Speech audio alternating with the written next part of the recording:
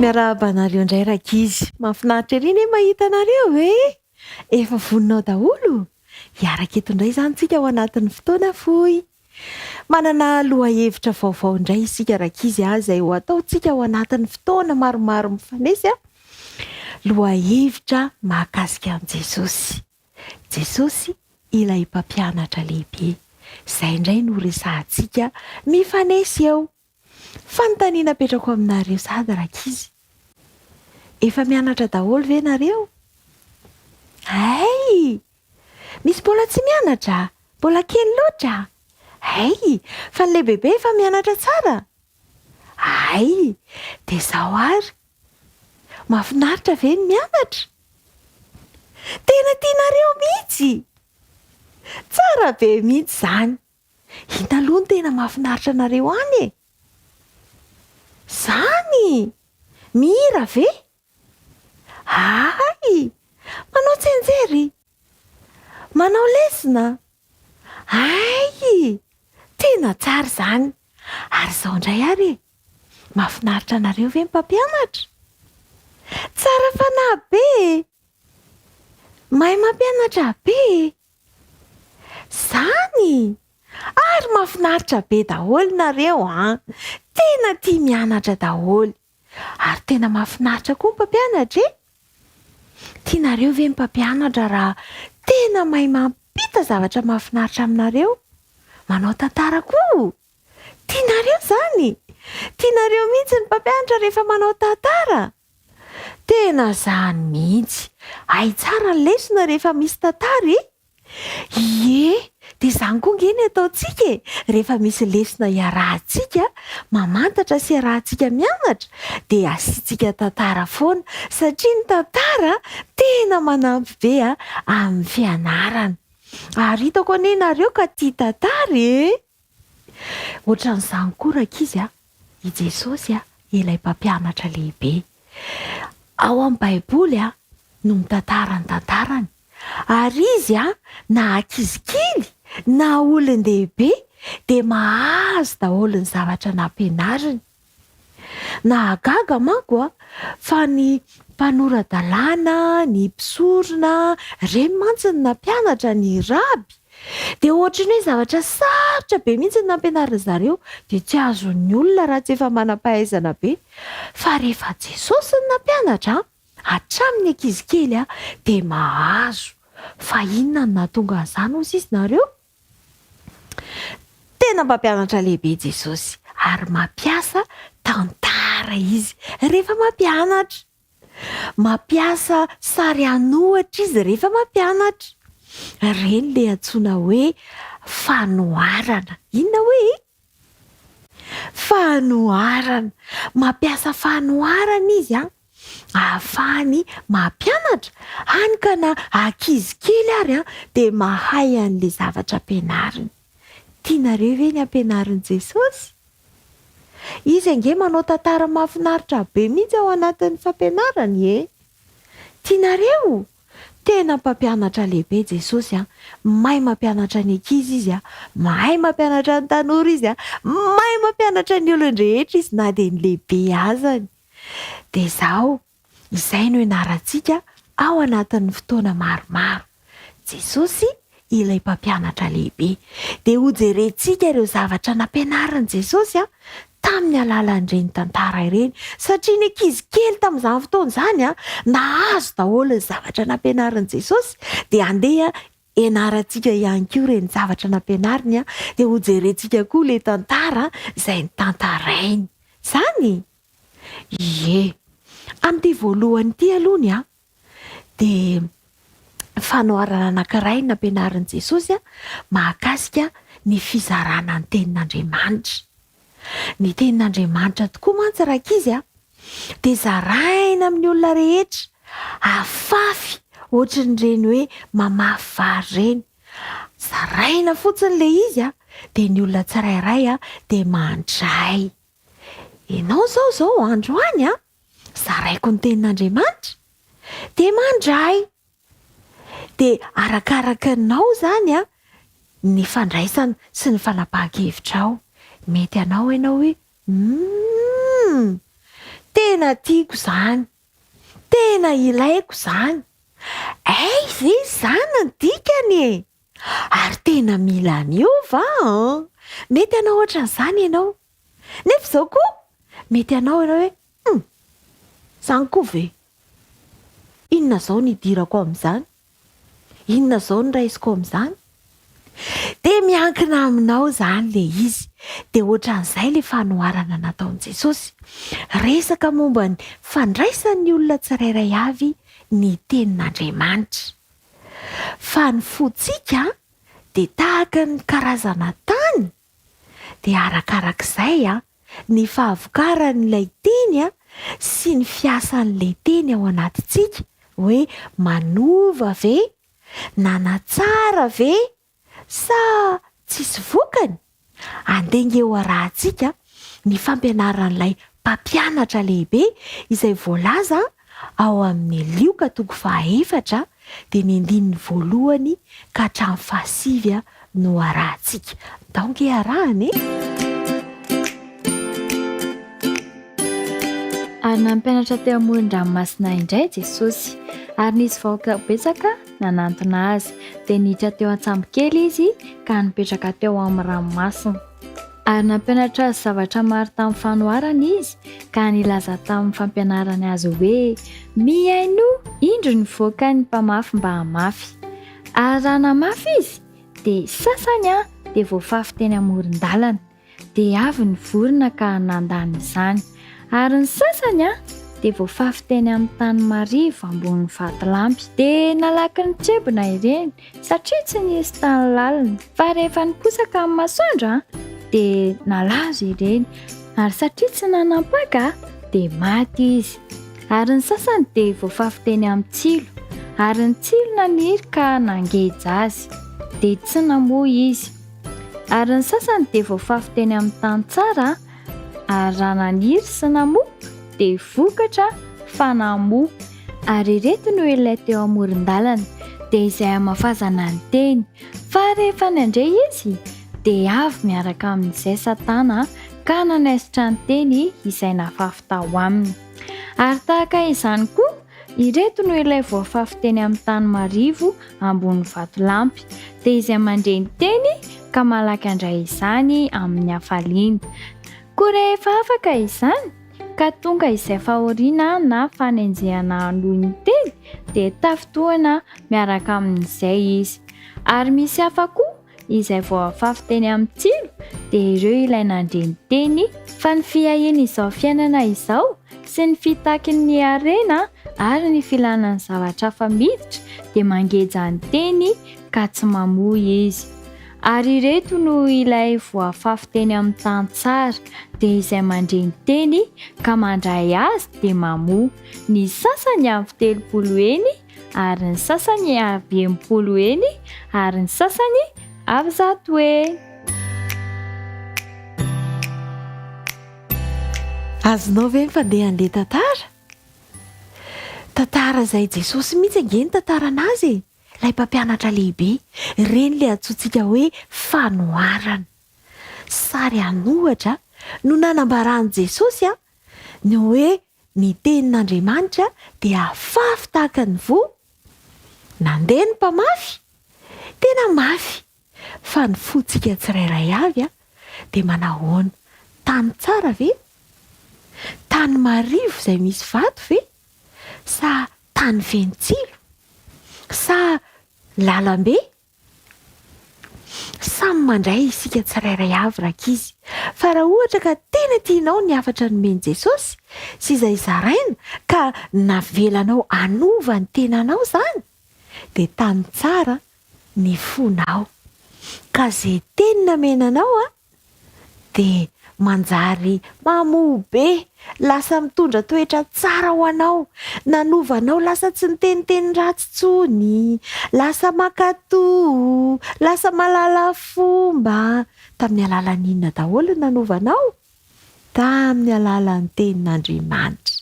Dia tany tsara izany ny fonao.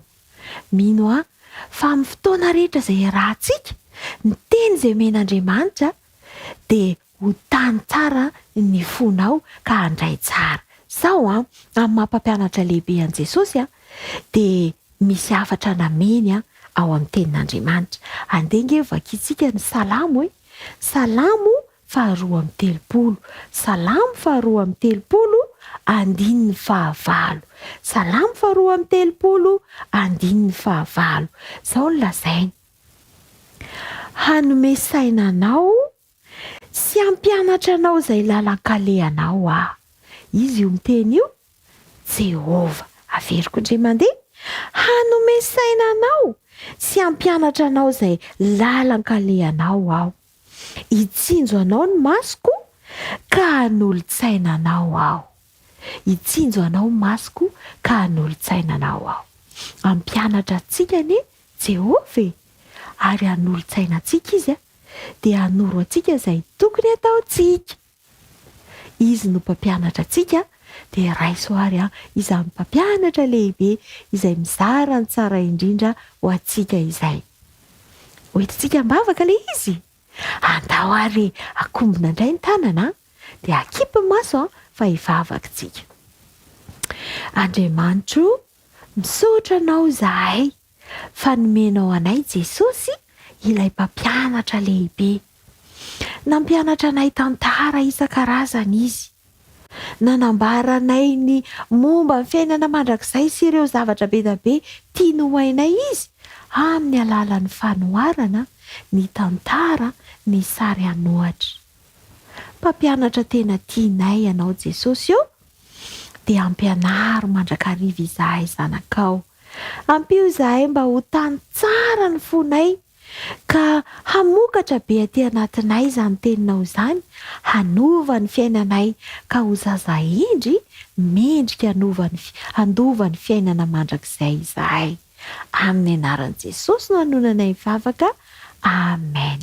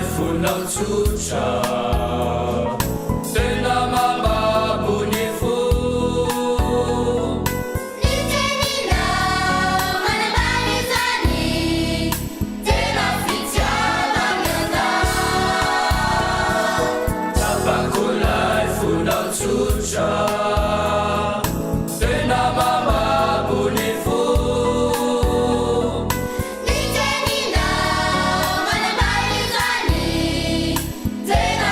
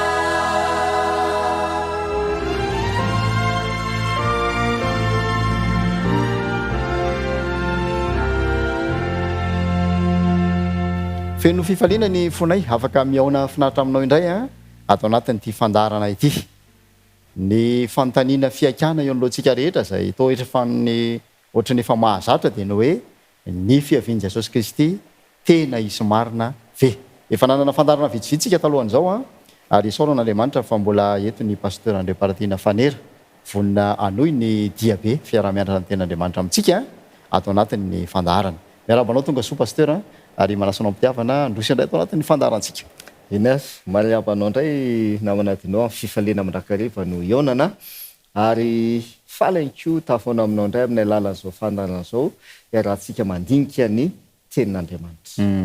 Raha nao tompo maso kely ireo fandarana teo aloha sika dia nahita fa tahaka ny tamin'ny androny Noa no nanoaran'i Jesosy ny ho fiaviany. Misy fomba mampanao mampahazarana maro tao namatotra ny olona tamin'izany fotoana izany dia mbola hita taratra ihany koa amin'izao andro avelomantsika izao mahatonga Jesosy manao an'ilay fampitahana. Inona no lesona tokony tsoahana amin'izany ohatra izay apetraka Jesosy izany pasteur?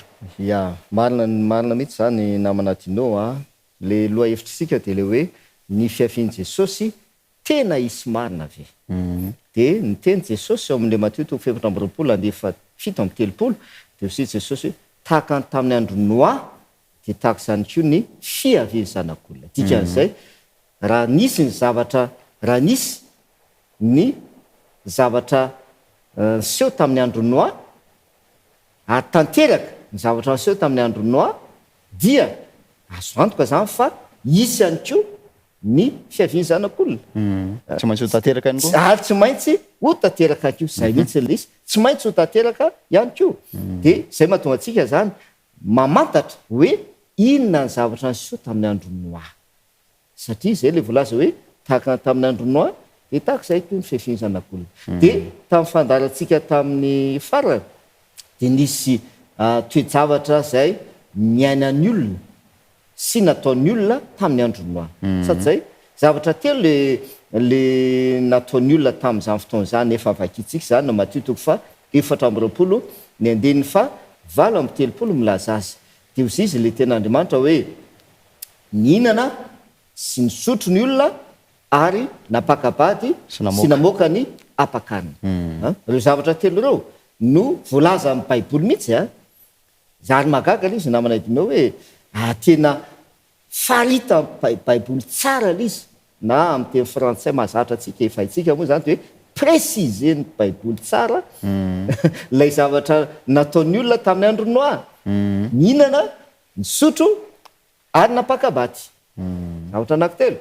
Dia nijerevantsika zany tamin'ilay fandarana farany mahakasika an'ilay hoe mihinana sy misotro sady zay dia fitiantsika kely fotsiny izy hoe inona ny tena nataon'ny olona tamin'izany fotoana izany ka azadiny fa ireo zavatra niainan'ny olona sy nataon'ny olona ireo no natonga fandringanana tamin'ny alalan'ny safodrano.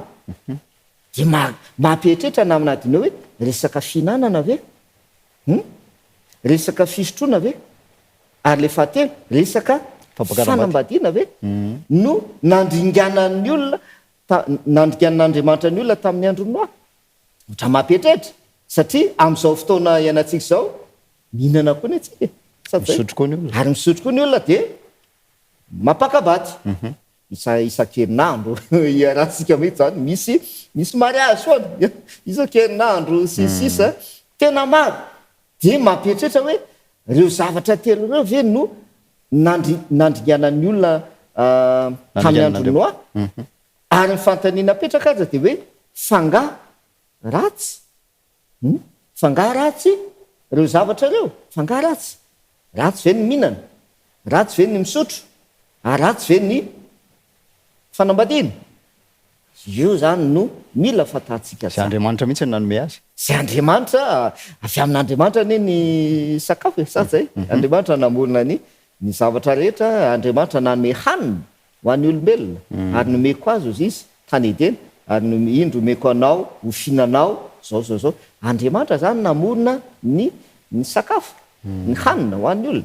Fa inona zany ny tena tiana ambara ny am'le hoe mihinana sy nisotro ny olona ary napakapaty ny olona fitiantsika kely aloha fitiantsika kely de zao le tiany ambara le resaka fihinanana dia misy an'ity amin'ny jaona voalohany toko faharoa no vakitsika jaona voalohany toko faharoa ny andininy fa 9:10 jaona voalohany toko faharoa ka ny andininy fa 9:10 de zao no vakany teny jaona voalohany toko faharoa ny andininy fa 9:10 fa ny zavatra rehetra eo amin'izao tontolo zao dia ny filan'ny nofo sy ny filan'ny maso ary ny rehaka moazy fiainana izao dia tsy avy amin'ny ray fa avy amin'izao tontolo zao ihany.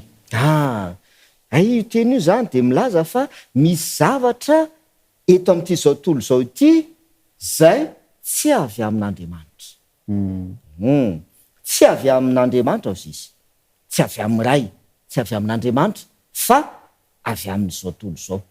De zavatra telo lazainy eo de ozy izy filany nofo, filany maso ary ny rehaka momba zao fiainana zao. Dia rehefa jerevana le voalohany namanadinao filany nofo tafiditra anatin'izay le fihinanana. Tafiditra anatin'izay fihinanana. Ny fihinanana filany nofo ary tena ratsy zay mahatonga azy tsy hoe tsy avy amin'ny ray le izy, tsy avy amin'Andriamanitra. Satria lasa faratsiana zany le izy. Fahotana azy dia ny fanarana-po ny amin'ny filany nofo. Zay ke le tiano lazaina. Eo amin'ny resaka fihinanana zao tsika io dia rehefa zay ny zavatra miainana sy tanterahana de lasa faratsiana eo mason'Andriamanitra izy.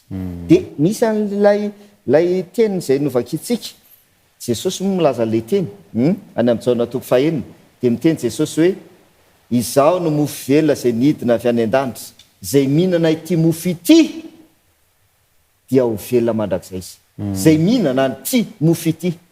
Aike zany misy mofo na misy hanina zay omen'Andriamanitra tokony ho antsika ka ho velontsika rehefa mihinana azy fa tsy ho faty.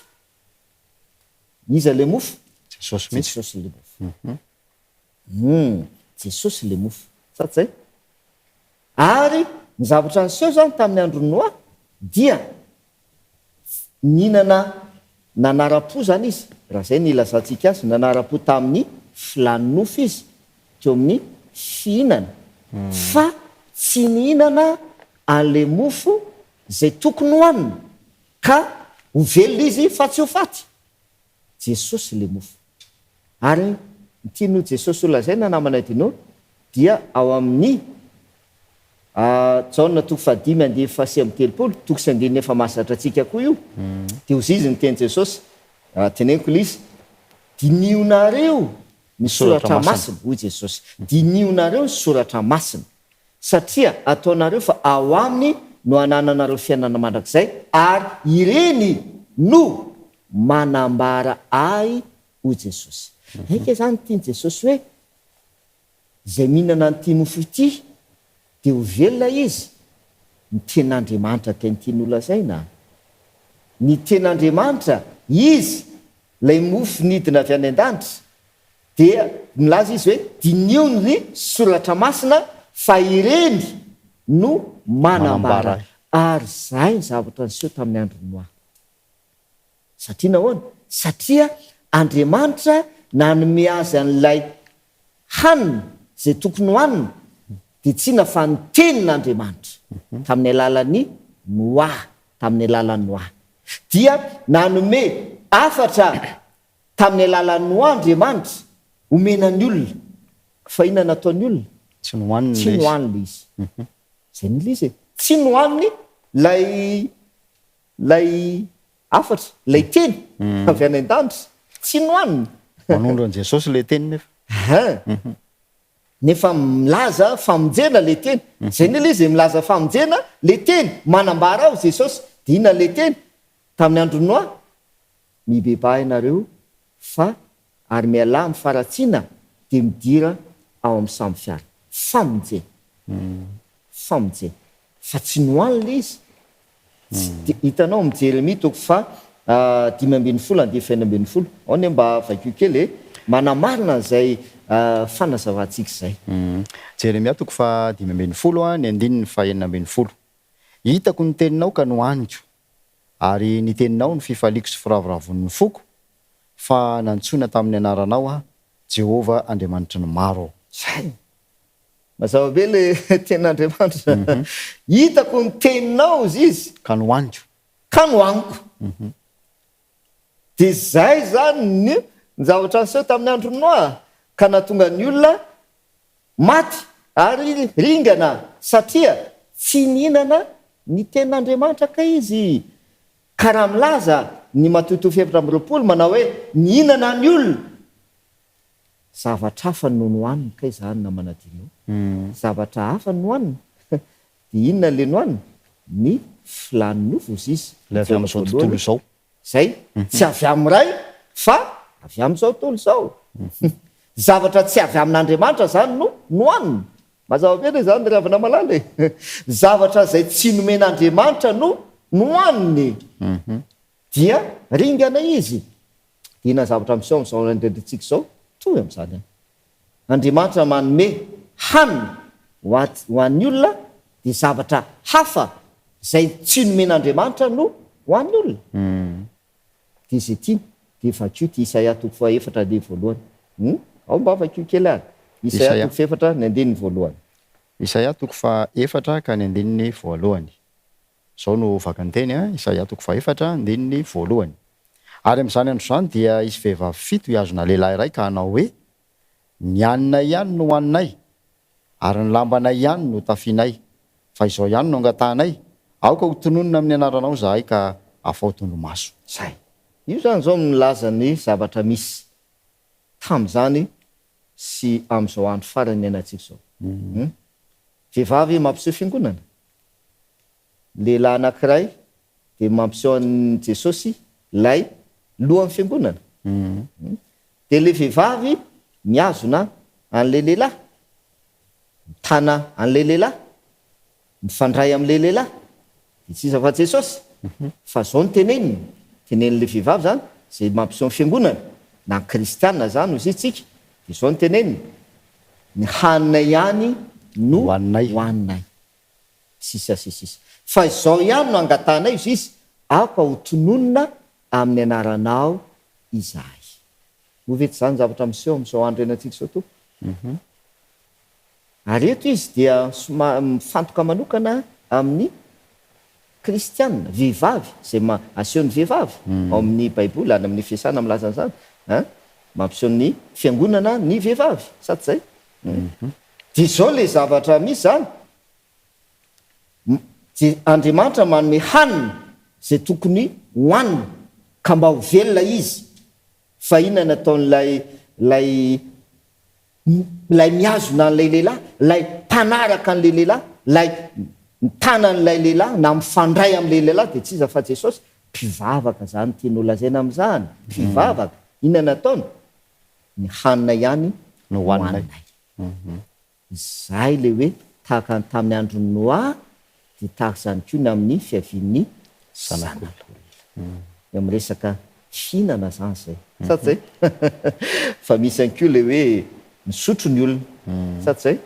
Dia iny efa mazava koa ny tean'i Jesosy ao amin'ny Jaona toko 5 hoe dia hoy Jesosy hoe ny rako ny tena fisotro.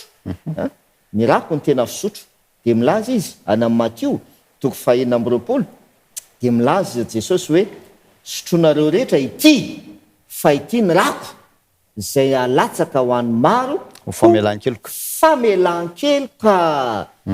Nalatsaka ho famelan-keloka ny rako Jesosy. Dia hoy Jesosy hoe ny rako no tena fisotro. Fa inona zavatra niainan'ny olona tamin'ny andro Noa? Inona ny sotroiny? Zavatra hafa ny sotroiny. Tsy ilay zavatra zay foana izy. Tsy ilay zavatra nomen'Andriamanitra zay tokony ho sotroiny no sotroiny, fa zavatra hafa. Le zavatra zay nomen'Andriamanitra nefa dia famelan-keloka. Sady zay mirany Jesosy Kristy. Io no tokony sotroiny, famelan-keloka. No laviny koa io. Fa laviny koa io. Dikan'izay tompoko.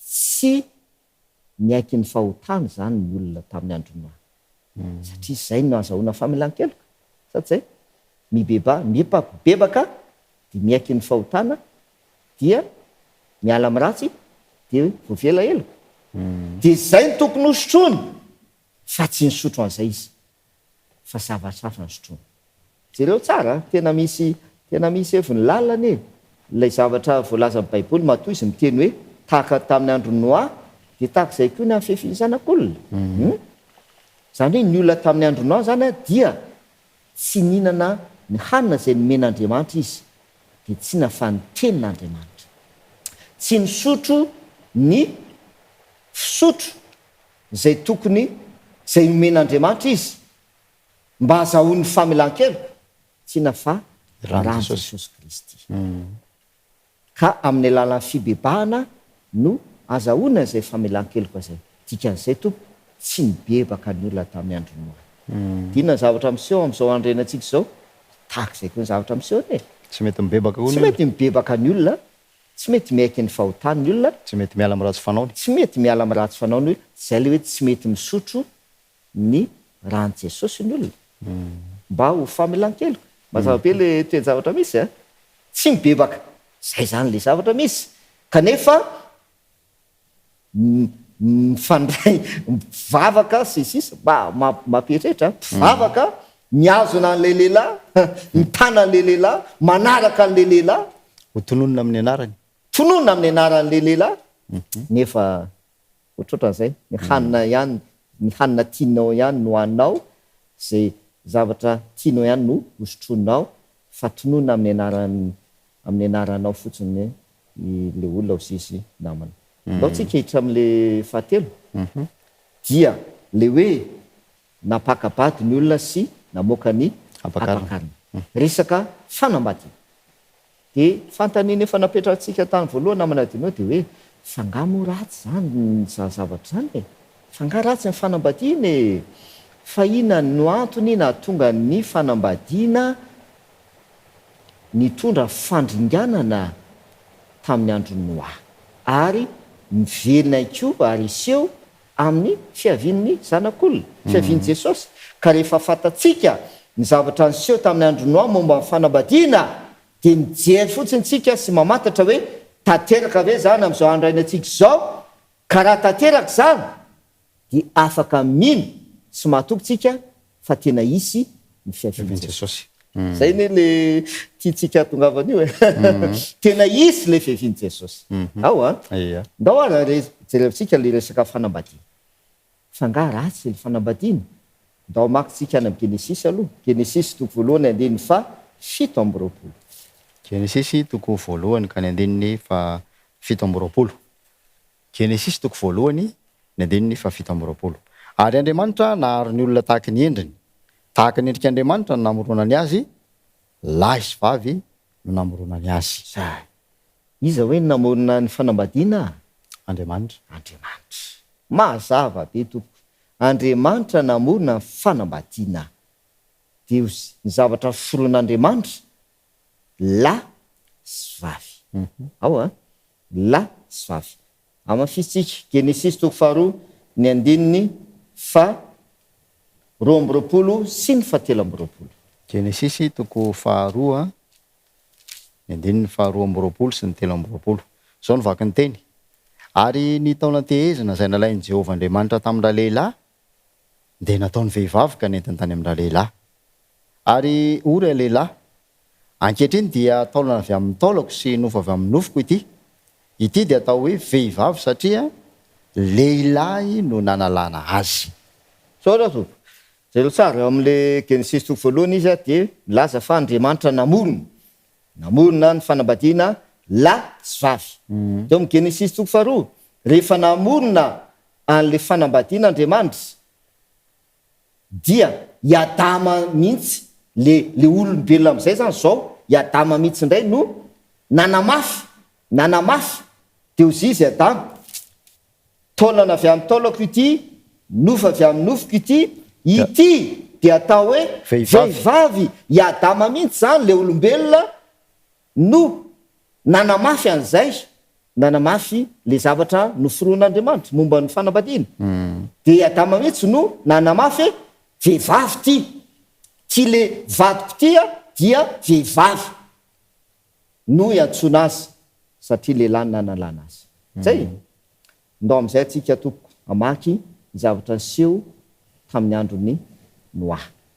Ndao amaky tsika. Ny alohan'izay namana dinao dia apitsika toko sy andininy ray ao amin'le Genesis toko voalohany, toko faharoa andininy fa 7:20. Genesis toko faharoa ny andininy fa 7:20. Zao ny vaky ny teny. Genesis toko faharoa andininy fa 7:20. Ary Jehovahandriamanitra nanao hoe tsy tsara raha irery raha lehilahy dia anaovako vady sahaza ho azy izy. Zay. Io zany zao mazava tsara. Andriamanitra no miteny de hoe tsy tsara raha irery raha lehilahy dia hanaovako. Iza no hanao an'le vady? Andriamanitra mihitsy. Andriamanitra no miteny hoe hanaovako vady sahaza ho azy izy. Ndao vakitsika Genesis toko 1. Genesis toko 1 eo vakitsika ny andininy voalohany sy ny andininy faharoa. Genesis toko 1 ny andininy voalohany sy ny andininy faharoa. Zao ny vaky ny teny. Ary raha voania maro ny olona tambonin'ny tany ka teraka zazavavy maro, dia hitany zanak'Andriamanitra fa tsara tarehy ny zanakavavin'ny olona, ka dia nifidy vady ho azy tamin'izy rehetra araka zay tiany izy. Zay tompoko ny zavatra niseho tamin'ny andron'ny Noa miresaka fanambadiana. Zay na tonga ny fanambadiana anisan'ny antony nandringanana ny olona tamin'ny andron'ny Noa. Fanambadiana. Mazava be le voalaza eo. Tsy idirantsika lalina le hoe ary niamaro ny olona tambony tany ka niteraka zazavavy maro dia hitany zanak'Andriamanitra fa tsara tarehy zanakavavin'ny olona. Tsy idirantsika iny fa le tapany farany dia ozy izy ka dia nifidy vady vady ho azy. Ahoana ozy izy? Tamin'ny fomba ahoana? Arak'izay tiany. Zay. Nifidy vady ho azy arak'izay tiany izy. Tsy izy atsony zany no nekena. Tsy Andriamanitra atsony nekena. Tsy Andriamanitra atsony nekena tompoko ny amin'ny resaka fanambadiana. Tsy Andriamanitra intsony no nekena. Le Andriamanitra zay namonina fanambadiana, le Andriamanitra zay nanome vady sahaza ho an'ny olona, tsy nekena atsony Andriamanitra. Fa inona zavatra nataony olona? Izy arak'izay no tiany. nifidy vady arak'izay tiany. Tiany ambara misy hevitra be ao anatin'izy. Raha Andriamanitra namonina fanambadiana, raha Andriamanitra nanome vady ho an'ny olona tany am-piandohana, eto ny olona indray zao no mifidy vady ho azy arak'izay tiany. Inona ny tianao lazaina? Maka ny toeran'iza zany ny olona? Toeran'Andriamanitra. Zay. Naka ny toeran'Andriamanitra ny olona tamin'ny andron'ny Noa teo amin'ny resaka fanambadiana. Izy naka ny toeran'Andriamanitra. Tena fahasahiana. Enjana be zany enjana be zany Tsy ilay Andriamanitra zay namonina fanambadiana tsony no nekena, fa lasa izy no naka n'le toeran'Andriamanitra. Izy no mifidy hoe ty alay, ty mety ty ho vadiko, ty izy no mifidy, ary izy no lasa nanome vady ho azy arak'izay jero tsara, arak'izay tiany, fa tsy ilay tiany izy, Tsy ilay tian'Andriamanitra. tsy ilay tian'Andriamanitra. Zay le Genesis toko 2:20. Tsy tsara raha irera lehilahy ozy izy Andriamanitra dia hanaovako vady saza ho azy izy. Tsy mipetraka tsony zany io teny io tamin'ny andron'ny Noa. Tsy mipetraka tsony. Zavatra tena mafy be zany Mifandray amin'ilay jaona voalohany toko faharoa le hoe miainga amina filan'ny maso, filan'ny nofo sy mirehaka momba Sofiana zao. Zay moa zany ny zavatra nisy, satria hoe avy amin'izao tolo zao zany fa tsy avy amin'Andriamanitra, tsy avy amin'ny ray. Dia zay zany ny zavatra nisy teo amin'ny resaka fanambadiana. Tsy ilay avy amin'Andriamanitra intsony no nataony olona teo amin'ny fanambadiana, tsy ilay avy amin'Andriamanitra intsony, fa zavatra avy aminy sy avy eto amin'ny zao tolo zao. Dia mazava ho azy, akasitrahan'Andriamanitra sa tsy nakasitrahana? tsy nankasitra an'Andriamanitra. Mety ho azo sary an-tsaina aveo inona ny zavatra nitranga tao amin'ilay tokantrano naorin'ny olona arak'izay tiany tamin'izany andro noa zany na tonga n'le fandrianana. Ena ary ndao maky tosy andinitsika ary ao amin'ny andininy 5 ao ary vakio Genesisy 1:5 5. Genesisy 1:5 ka ny andininy 5. Dia zao no vaky ny teny a. Ary hitan'i Jehovah fa be ny faharatsian'ny olona tambonin'ny tany ka izay fisainana rehetra avy amin'ny fony dia ratsy ihany mandritra ny andro. Zay zany aloha. Io milaza anazy na manodinao dia ampiko andinina anankiray fahazavaina aloha. Zay rehetra avy amin'ny be ny faharatsiana. Jereo tsara miresaka fanambadiantsika. Raha vakitsika tanam-piandohana Genesisy 1, Genesisy 2 dia mazava hoe Andriamanitra namorona fanambadiana. Sahaza Manahoana ilay zavatra miforoan'Andriamanitra? tsara. Tsara indrindra, sady zay. Fa eto dia milaza ny Baiboly be ny faharatsiana, be ny faharatsian'ny olona tambonin'ny tany. Izay zavatra rehetra, izay fisainana rehetra avy amin'ny fony dia ratsy ihany mandritry ny andro. Tafiditra anatin'io fanambadiana. Le zavatra tsara no foroan'Andriamanitra tany am-piandohana dia voalaza eto hoe ratsy. Ratsy. Satria nahoana? Ny olona no nanao anazy. Endrika nisehoany ary dia makitsika andiny 7. Inona ny endrika nisehoan'le faharatsiana? Genesisy 1:5. 1:5. Genesisy 1:5 ka ny andininy 7. Dia hoy Jehovah, aringako tsisy ambonin'ny tany ny olona izay noforoniko, hatramin'ny olona ka hatramin'ny biby fiompy sy ny biby mandadina mikisaka mba mivory manidina, fa manenina no ny nanaovako azy. Saotra to. Zao tsara. Eto ane tsisy resaka hoe ratsy ny biby. Tsisy resaka zany. Ny faharatsian'ny olona voalaza eto, sady zay. Be ny faharatsian'ny olona izy tambonin'ny tany. Be ny faharatsian'ny olona. Fa rehefa miteny Andriamanitra hoe andringana dia voakasika ao ny biby tompoko. Voakasika ao ny biby. Fa inona natao ny biby? Inona natao ny biby? Nga biby nanao ratsy. Zay zany milaza sy mampahafantatrika hoe inona ny zavatra tena niainan'ny olona tamin'ny andro Noa ny amin'ny resaka fanambadiana. Resaka fanambadiana tsika io resaka fanambadiana. Dia hoy Jehovah, aringako tsisy ambony tany ny olona zay noforoniko hatramin'ny olona ka hatramin'ny biby. Aika zany tafapita na hoe tafafindra tamin'ny biby ny faharatsian'ny olona tompoko. Tafafindra tamin'ny biby ny faharatsian'ny olona ka nahatonga ny biby natao inona? Naringana ihany koa. Andriamanitra ve tompoko dia andringana biby. Biby izay zavaboary noforonina, izay tsara indrindra. Biby tsy manatsiny. Fa nanina naringan'Andriamanitra hatramin'ny biby? Tafafindra tamin'ny biby ny faharatsian'ny olona. Tsy idirantsika lalina.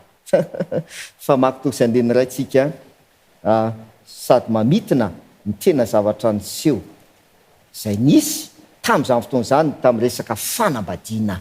Ary mijery ihany koa tsika hoe inona amin'ny zavatra misy zany amin'izao fotoana izao. Romanina 1. Romanina 1 ny andiny 9 sy ny 7. Romanina 1 ka ny andininy 9 sy ny andininy 7. Romanina 1 ny andininy 9 sy ny andininy 7. Izany no nanoloran'Andriamanitra azo amin'ny filan-dratsy mahavoafady, fa ny vehivavy tao aminy nanovany fanaony ho amin'izay tsy fanaony. Ary tahaka izany koa ny lehilahy, fa namela ny fanao amin'ny vehivavy izy ka maimay tamin'ny fifampilany samy lehilahy ny fanao izay mahamenatra, dia nandray tao amin'ny tenany ny valiny izay tokony ho azy noho ny fiviliany. So tsara hoe mahazava le Baiboly tena mahazava. Nivily le olona. Resaka fanambadiana io nivily izy, niala. Zay tsara izy niala. Niala tamin'ny tokony natao izy. Niala, nivily. zay le hoe tsy avy amin'Andriamanitra le izy fa Avy amin'izao avy fotoana amin'ny olona. Zay le Genesis toko fahenina hoe nifidy vady ho azy arak'izay tiany izy. Tsy Andriamanitra ntsony no nekena, le Andriamanitra nametraka hoe lahy sy vavy, ary le Andriamanitra teny hoe hanaovako vady saza ho azy izy. Tsy izay ntsony nipetraka fa ny olona no mifidy sy nakavady arak'izay tiany. De inona ny zavatra aseho? Inona ny nataony? Io de ozy izy. Ary izany nanoloran'Andriamanitra azy ho amin'ny filan-dratsy, filan-dratsy mavoafaty. Zay le hoe filany nofo, filan-dratsy mavoafaty. Zavatra mavoafaty, mazava be koa angamba zany teny zany tompo hoe zavatra mavoafaty zany zavatra tsy fanao. Zay natao hoe mavoafaty, zavatra tsy fanao. De inona le zavatra mavoafaty? De ozy izy fa ny vehivavy tao aminy nanova ny fanaony ho amin'izay tsy fanao. Zavatra tsy fanao. Fanaona hoe tsy fanao satria zavatra tsy noforoan'Andriamanitra. Zay le izy, zavatra tsy noforoan'Andriamanitra de tsy fanao. Satsay? De inona le zavatra tsy fanao zay natao tamin'izay fotoana izay? Novana le izy zany. De ozy izy atak zany koa ny lehilahy. Ny lehilahy koa zany dia nanova ny fanaony ho amin'izay tsy fanao. Fanamela ny fanao amin'ny vehivavy izy. Lehilahy zao ny resana eto namela ny fanao amin'ny vehivavy ny lehilahy ka maimay tamin'ny fifampilany samy lehilahy. Ny fanao zay mahamenatra ka dia nandray tao amin'ny tenany ny valiny zay tokony azy noho ny fivile. Mazava tompoko. Aika zay ny zavatra niainan'ny olona tamin'ny andro noa ny amin'ny resaka fanambadiana. Roa ny zavatra raisika. Voalohany, tsy nekeny ntsony Andriamanitra ny amin'ny fanambadiana. Tsy nanaraka ny inona ny lazatsika zany? Lamina napetrak'Andriamanitra na fienitra zay napetrak'Andriamanitra mahakasika amin'ny fanambadiana ny olona. Ary ny tena loza naka ny toeran'Andriamanitra izy. Naka ny toeran'Andriamanitra izy. Ny faharoa, rehefa zay ny zavatra nataony, rehefa tsy nanaiky an'Andriamanitra ntsony izy, tsy nanaraka ny fienitra napetrak'Andriamanitra ntsony izy, dia novany le fanao. Satsy de zay le hoe samy nifidy vady ho azy arak'izay tiany izy. Fantanina tokana napetratsika namana tinao. Zay nisy tamin'ny andro noa tompo. De ozy izy ny ten'Andriamanitra tahaka ny tamin'ny andro noa de tahaka izany koa ny amin'ny fiaviany zanak'olona. Fantanina napetraka ary. Misy izy zany amin'izao andro eny antsika zao. Tanteraka ve zany amin'izao andro eny antsika zao? Misy. Ary ofisialy mihitsy amin'ny firenena sasasasany amin'izao fotoana izao hoe tena efa ankatoavana. De azonao tsara zany tompoko ny voalazan'ny ten'Andriamanitra fa tahaka ny tamin'ny andro noa de tahak'izay koa ny fiaviany zanak'olona. Dikan'izay tompoko isy ny fiaviany Jesosy. Tena isy ny fiaviany Jesosy. Raha nisy ny zavatra zany tamin'ny andro noa, ka raha misy sy tanteraka zany amin'izao andro ainantsika zao, de miomana ianao ary minoa ianao de matoki ianao fa tena isy le fiaviany Jesosy. Ohatran'ny nisiny ny safotrano. Tahaka nisiny safotrano. Zay ne le tiatsika ato ngambany. Ia, mahafinaritra ny ten'Andriamanitra ary mazava ny famohan-kevitra amin'ny alalan'ny andininy avy amin'ny andininy, toko avy amin'ny toko tao anatin'izay fiarah-mianatra izay. Ndao ary hoentina mbavaka indray ny mpanaraka ny fandarantsika pasteur. Vavaka atsika. O Andriamanitra ray anay izay ny an-danitro, Andriamanitra mamindra fo ianao. Ary Andriamanitra tia anay ianao. Manao ny fomba rehetra ianao mba hamonjena anay. Tena mazava ny teninao. Ary marina, famarinana ny teninao. Ka raha milaza ny teninao fa tahaka ny tamin'ny andro noa dia toy izany koa ny fiaviany zanak'olona fiaviany Jesosy. Fahamarinana ny teninao fa tena marina izany ary tena ho tanteraka izany. Dia reseo lahatra ny amin'ny teninao zay, reseo lahatra ny amin'izany fahamarinana izany zay, ka tena hiasa aty anatinay ane ny teninao, ka hitondra famonjena ho anay tsirairay avy. Tahio zahay Tompo, ary indrindra arovy amin'ny faratsiana izahay, ary aoko tsapanay izao vanim-potoana izay iainanay ankehitriny izao, amin'ny anaran'i Jesosy, amen. Eny ary makasitraka ny faharetanao nanaraka ny fandaharana hatramin'ny farany a. Misaotra ny pasteur André Baratina Fanerany koa nanaiky fitaovana tsara tefy teo am-pelatan'Andriamanitra nampita izany fahamarinana izany. Mbola hita ny fandaharantsika ny fiavian'i Jesosy tena izy marina ve? Mandra-piresaka, mandra-pijery ho amin'ny manaraka indray.